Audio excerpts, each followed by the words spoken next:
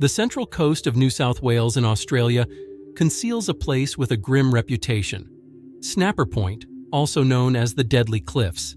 Despite being a popular tourist attraction, especially among fishing enthusiasts, this location is notorious for its steep, jagged cliffs. It's not uncommon for people to fall from these slopes straight into the turbulent ocean or get swept away by sudden waves. In recent years, at least 16 tourists have lost their lives in this area. However, as practice shows, it's not always just a blind chance or the whims of nature that cause these deaths. This story is about one such case. On April 24, 2016, around 10:30 in the morning, several visiting fishermen were going about their business near Snapper Point. Suddenly, some of them, looking down from the cliffs, noticed a strange object beating against the waves. It quickly became clear that it was a body wrapped in black plastic, another victim of the treacherous Deadly Cliffs. One of the witnesses immediately reported the gruesome find to the police. Soon, a rescue helicopter arrived at the scene to retrieve the body, which was lying face down. But from the first glance, the specialist realized that this was no mere accident. The discovered body belonged to a young girl and had over 30 stab wounds. Particularly deep blows were inflicted on the neck, and there were traces on the hands and wrists indicating desperate attempts to defend herself. Unfortunately, the victim's clothing was never found, which significantly complicated the process of identifying her. The primary task for the police was to establish the identity of the deceased, and only then reconstruct the chain of events that led the girl to the medical examiner's table. But recognizing her proved to be difficult. There were no distinctive features or characteristic details of appearance. The expert determined that death occurred as a result of a brutal stabbing, and the defensive wounds on the hands indicated that the girl fought for her life until the very end. The fact that the body was found naked suggested a probable rape, but it was impossible to confirm or refute this version. The water washed away all potential evidence. To help identify the victim, law enforcement officers created a computer reconstruction of her appearance and published it online, dubbing the deceased Snapper Point Jane Doe. The girl had Asian facial features, looked to be 20 to 35 years old, was of average build, about 5 feet 7 inches tall, with dark chestnut shoulder-length hair. The condition of the body suggested that it had been in the water for a relatively short time. Questioning fishermen and other potential witnesses yielded no results. No one saw anyone throw a dead girl from the cliffs into the water. The police began a large-scale check of all recently missing persons in the region, both local residents and tourists. Special attention was paid to those who might have lost contact with loved ones, friends, or girlfriends. At the same time, an active search was underway among foreigners who had recently arrived in Australia. And so, quite quickly, people responded who noticed a striking resemblance between the mysterious victim and a Chinese student who had come to Australia on an exchange 4 years ago. They immediately reported this to the police. The very next Friday after the body was discovered, the detectives working on the case were able to establish the identity of the deceased. She turned out to be 25-year-old Michelle Leng, who had gone missing at the time of her death. As it turned out, Michelle lived in the suburb of Campsie, in Sydney, about 100 kilometers from the place where her mutilated body was found. And here's a chilling coincidence. Just a year before her death, the girl took a photo on the very cliff from which her dead body was later thrown. In the picture, Michelle posed against the backdrop of water and cliffs, as if anticipating her own fate. When the media picked up this news, rumors began to spread that the girl had come to this place to meet a guy she had met online, and this date turned out to be fatal for her. Journalists spun the version that an unknown suitor literally lured Michelle to her death, but the police promptly worked out this version and refuted it. A detailed analysis of the girl's correspondence in messengers showed that she did not meet anyone and did not plan any meetings. So who and why did someone need to cut short the life of a young student? To answer this question, investigators had to delve deeper into the details of Michelle's life and surroundings. The nature of the crime, extreme brutality, and a large number of stab wounds indicated a personal motive. The police did not abandon hope of finding the killer's trail. It was established that Michelle Leng was born in China in 1991 and had been very close to her mother, Mei Jiang, all her life. Michelle Leng's life path was full of trials from a young age. A heavy blow to the family was the death of the girl's father during a devastating earthquake that occurred in her hometown in China. This tragedy not only took the life of the closest person, but also put the family in a difficult financial situation. However, despite all the hardships, mother and daughter became even more united in the face of difficulties. Their relationship became stronger, and their emotional bond became unbreakable. Michelle acutely felt responsible for the fate of her mother and understood that without her support, they were unlikely to survive. It was then, in search of a better life and opportunities to help her family, that the girl made the decision to radically change her life. She began to consider options for moving to another country, where she could find a promising job and get a quality education. And her choice fell on distant Australia. In 2011, full of hope and expectations, Michelle Leng arrived in Sydney, the largest city on the green continent. The girl was sure that it was here, in this metropolis of opportunities, that she would be able to realize her dreams and ambitions. And at first, it seemed that fate was smiling upon her. Michelle adapted to the new realities fairly quickly, made new friends, and settled her life. She became a student at the University of Technology, Sydney, choosing economics and business as her specialty. In parallel with her studies, the girl found a job in order to be able to financially support her mother. It is worth noting that Michelle, without hesitation, sent her first salary to her mother in China. And from then on, every month she transferred money to her family, because deep in her heart, she understood how important her help was for them.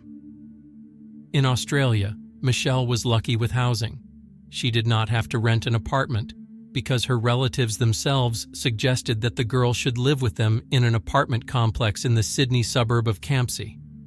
There she lived with her 48-year-old aunt, her teenage son from a previous marriage, and her 28-year-old uncle, Derek Barrett, who was Michelle's second cousin and had been married to her aunt since 2012. For the girl's mother, this arrangement was a great relief because she knew that her daughter was under the supervision of relatives. This gave her peace of mind and confidence that nothing bad would happen to Michelle, and the girl herself enjoyed the company of close relatives.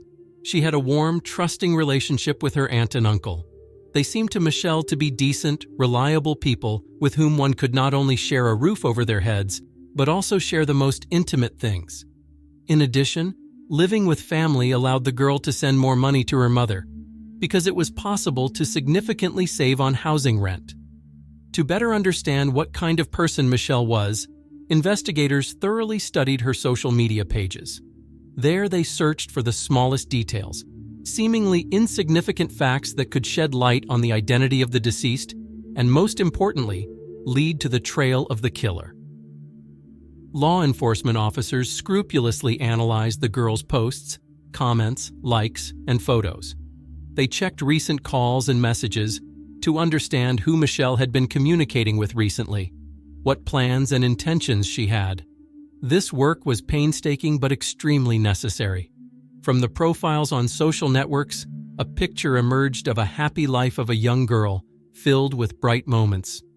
Michelle often shared positive emotions and life-affirming thoughts with friends, loved to philosophize on topics that excited her soul.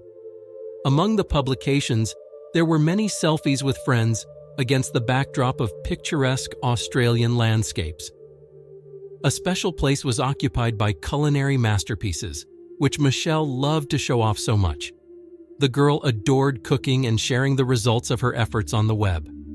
It seemed that Michelle lived a tasty life in every sense of the word.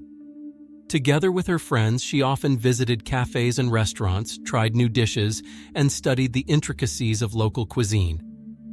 Another passion of hers was animals, nature, and beaches. Photos from the picturesque corners of Australia appeared on the girl's pages from time to time. However, despite the richness of the newsfeed, the detectives could not find any hint of any suspicious acquaintances or dangerous connections. Then the investigators decided to talk to Michelle's closest circle, her friends and housemates. From them, it became known that the girl last got in touch on April 21st, 2016.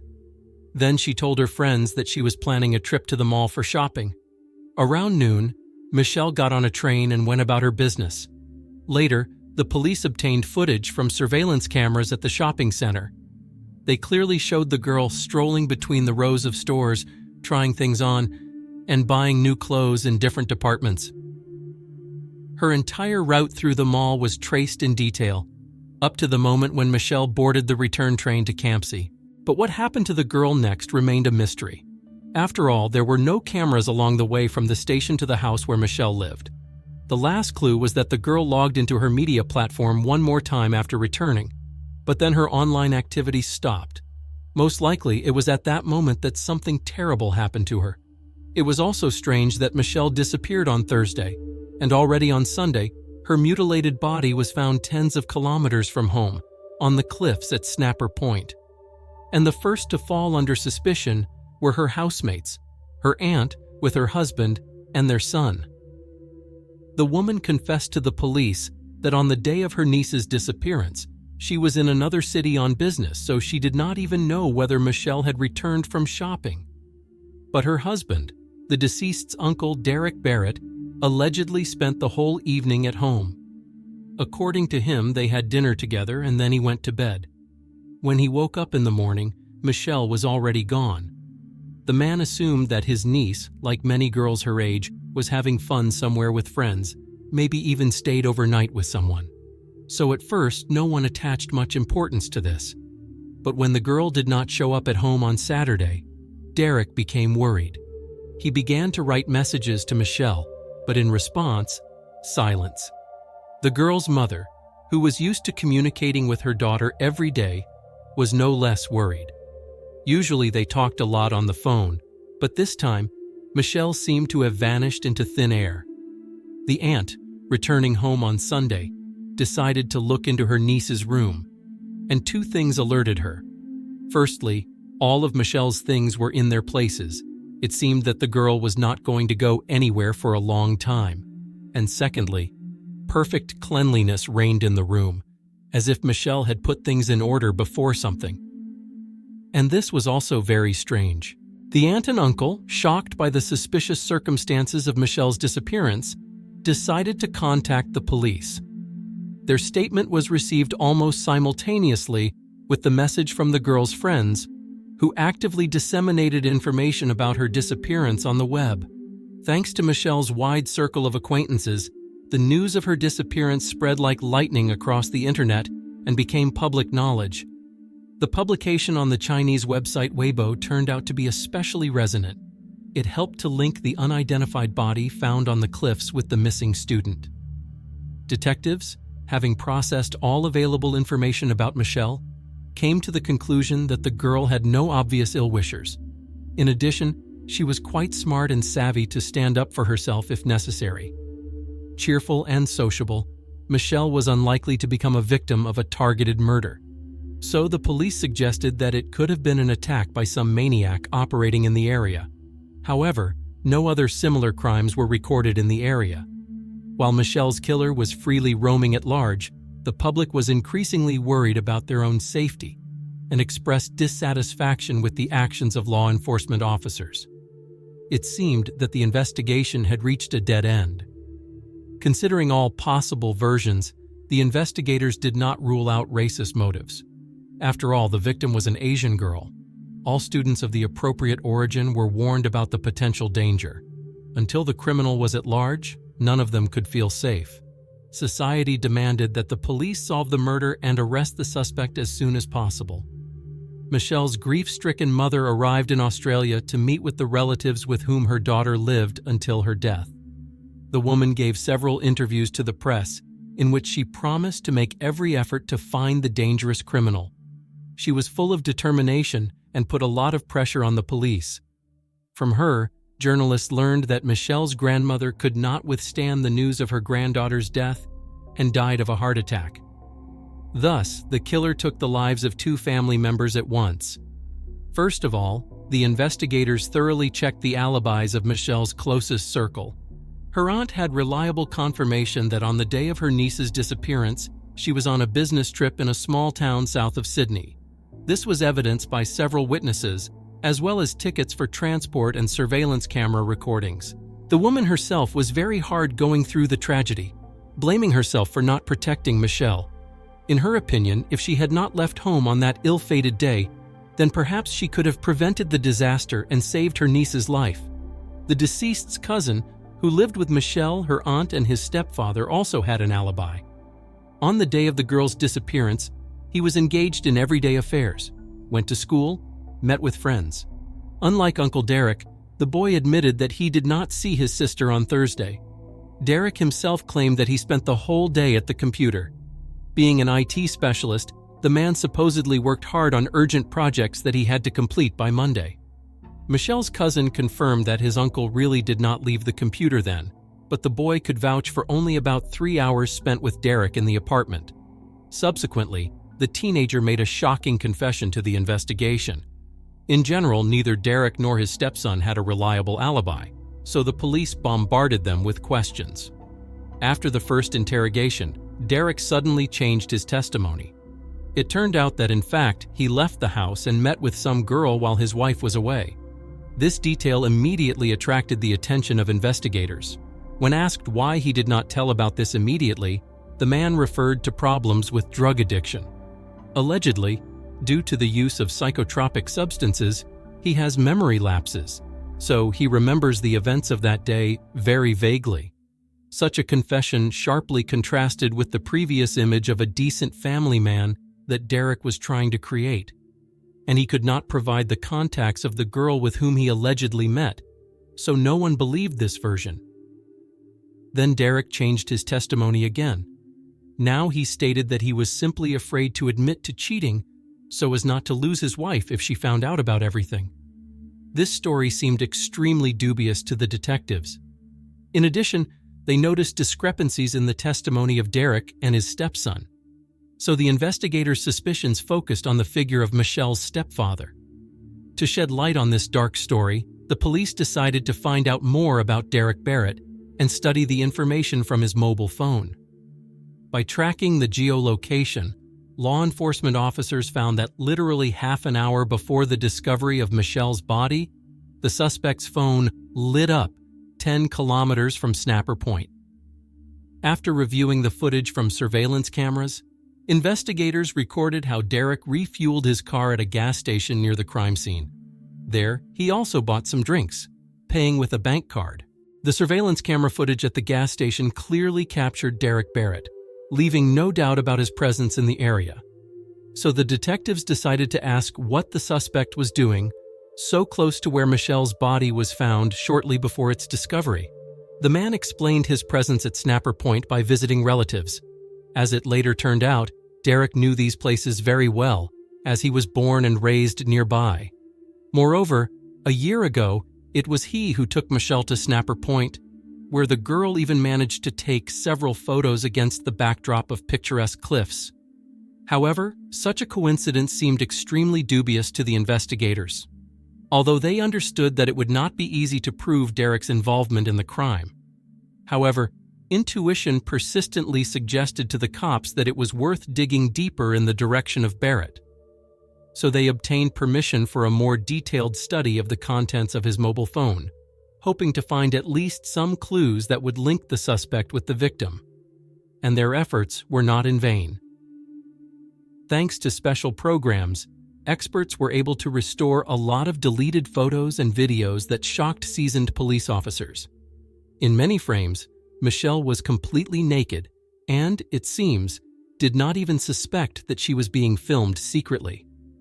The girl carelessly slept or took a shower while Derek voyeuristically recorded her on camera. But the most chilling discovery were the clips in which the unfortunate Michelle lay on the bed tied up, with a gag in her mouth. Her gaze, full of despair and pleas for salvation, left no doubt. The girl became a victim of brutal violence against her will. This evidence from Derek's phone actually confirmed his guilt in the death of his niece. The collected materials were more than enough to consider Barrett not just the main suspect, but actually Michelle's killer. So on April 30th, Derek was arrested and taken into custody. However, the man immediately began to deny any involvement in the crime. The defendant's lawyer petitioned for his client's release on bail, but the defense's argument sounded unconvincing. Derek himself, through his attorney, expressed genuine surprise at the suspicions and arrest. Despite this, his wife, the aunt of the deceased Michelle, immediately filed for divorce. The woman was stunned by what had been happening within the walls of her house right under her nose. How could she have failed to notice all these warning signs earlier? She and her son immediately cut off all relations with Derek. Investigators determined that the photos of Michelle bound and gagged were taken on the day of her disappearance. Thus, the girl simply had no chance to tell anyone about the violence she had endured. Derek had personally documented his horrific crime against his defenseless niece. On his phone, earlier recordings were also found where he abused Michelle in a somewhat milder form. The girl probably did not realize the full danger, which is why she remained silent about her uncle's perversions. The collected evidence allowed investigators to reconstruct the picture of what happened on that fateful day of April 21, 2016. When Michelle returned home, Derek snuck into her room and forcibly made her undress. Then he tied the girl up and gagged her. Recording all of this on camera, the pervert raped his victim. Soon after, Michelle's cousin, her aunt's son, returned home. The boy reported that for almost the entire time he was in the apartment, he did not see his stepfather but only heard some sounds. Apparently, water was constantly running in the shower, and Derek wasn't coming out for some reason. This seemed suspicious to the teenager, so he even became a bit worried. He approached the bathroom door and asked his stepfather if everything was all right. Hearing an affirmative response, the boy calmed down somewhat. Still, it was strange that Derek had been in the shower for almost 3 hours straight. During all this time, the man only opened the door once to ask his stepson to hand him some shampoo he had supposedly forgotten in the room. At the same time, Derek did not allow the boy to enter. Michelle's cousin sensed something was wrong but didn't dare to argue with his stepfather. At that moment, the teenager had no idea that he had narrowly missed witnessing the violence and that he could have saved his sister if he had insisted. The boy had no idea that Michelle was at home all this time. After all, judging by everything, she was tied up in her room upstairs. Shortly after her cousin left for a walk with friends, the unfortunate girl met her death at the hands of the perverted sadist. Derek managed to conceal the exact course of events and circumstances of the murder. The man claimed that due to drug use, he suffered from amnesia, so he simply didn't remember the details. It is only known that after the killing, Michelle's body ended up in the trunk of Derek's car. On April 23, the day after the murder, surveillance cameras on a neighboring house recorded the suspect taking out the trash from his home 4 times. Most likely, this was Derek's attempt to get rid of blood traces in the room. Then the man took the body to Sniper Point, the place where Michelle's mutilated remains were later discovered. Recordings from other surveillance cameras confirm that around 7 in the morning on April 24th, Derek's car entered the territory of Lake Manmura National Park. Just a few hours later, the girl's body was found by fishermen at the foot of the cliffs. The collected evidence was quite sufficient to prove Derek Barrett's guilt. The only chance for the defendant to avoid responsibility could have been declaring him insane. This is what the man's defense insisted on, using his claimed amnesia as an argument. However, the conclusions of the psychiatric examination were disappointing for Derek. The doctors did not find any deviations or disorders in him that could have affected his awareness of his own actions. This meant that the man was fully capable of standing trial and answering for his actions.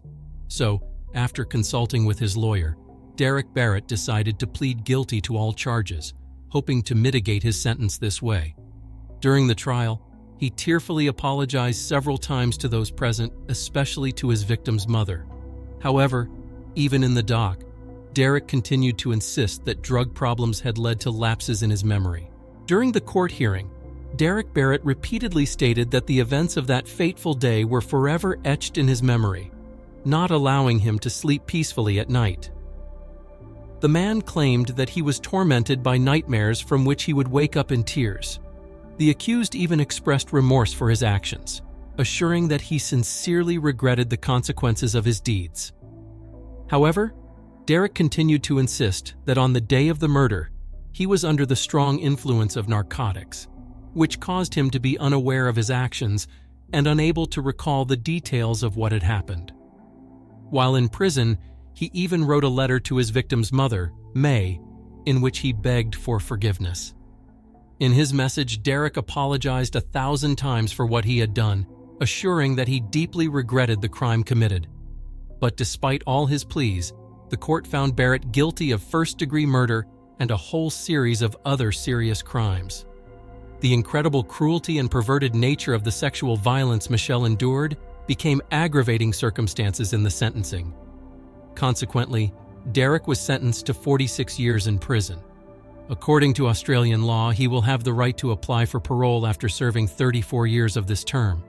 However, the story of Michelle Leng's suffering did not end there. In 2019, a fateful event occurred that shed light on the full scale of abuse the 25-year-old student from China endured before her horrific death. It happened when Michelle's aunt came to visit her elderly mother, who lived in Strathfield, another Sydney suburb. The girl's grandmother suffered from dementia, so her daughter had to visit the sick woman often. During one of these visits, the elderly lady was tightly clutching a small object in her hands. When her daughter asked to see what she had, the woman handed her a USB flash drive. Michelle's mother wondered what it was and what information it contained. Unfortunately, the grandmother couldn't answer these questions. She thought she was holding some kind of toy, so Michelle's aunt took the flash drive with her. Upon arriving home, the woman decided out of curiosity to see what might be on it. She inserted the drive into her computer and froze in horror at seeing its contents. The aunt immediately contacted the police, handing over the terrible find to law enforcement. The flash drive contained 13 photographs and 9 videos, with a total duration of over an hour. All these materials vividly demonstrated the horrific scale of abuse that poor Michelle endured in the last hours of her life.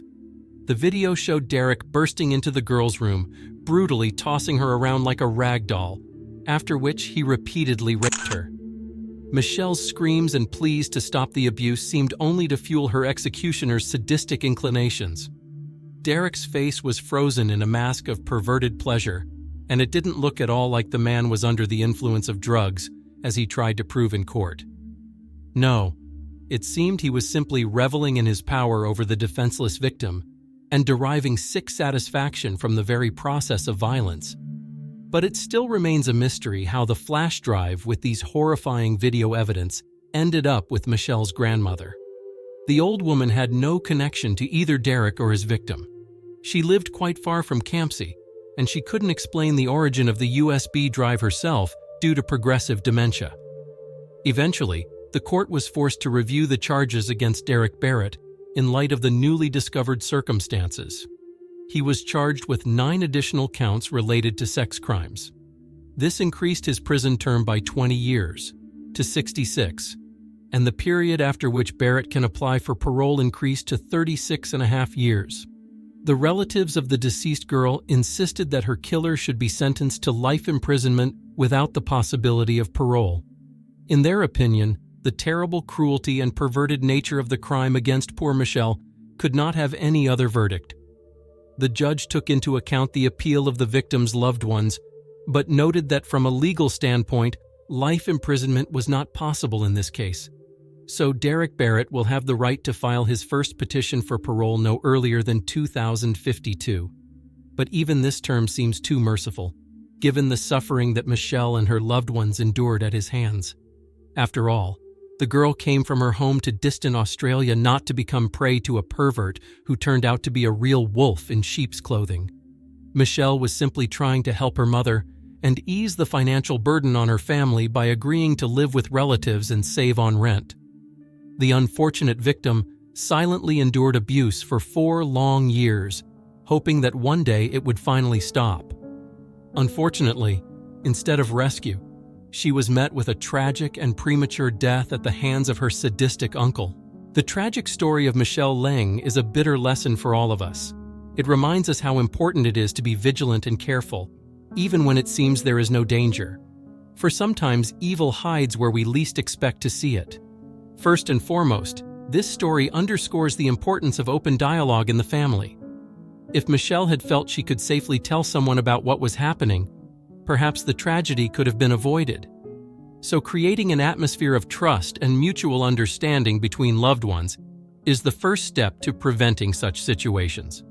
Also, this terrible story teaches us not to ignore warning signs. Perhaps if Michelle's relatives had been more attentive to changes in her behavior, they could have raised the alarm in time. So if you notice that something incomprehensible is happening with your loved ones, don't be afraid to reveal it and offer your help. Women and girls should be especially careful. Unfortunately, they most often become victims of domestic violence and perverted encroachments. So it's so important not to be silent, not to be ashamed, and not to endure abuse. If you feel something is wrong, immediately seek protection from relatives or contact law enforcement. Let Michelle's death not be in vain. Let's make her story a warning to all of us. Let's be more sensitive to our loved ones, more attentive to alarming bells, and always ready to come to the aid of those who need it. Thank you to everyone who has been with us throughout this difficult story. I am grateful for your attention and empathy. I hope you have learned some important lessons for yourself. If this story has touched you, share it with others. Perhaps your words will warn someone against misfortune. Subscribe to our channel. Like it. Your support is very important. I promise that many more exciting and instructive stories await you ahead. I love you. Take care of yourself and your loved ones.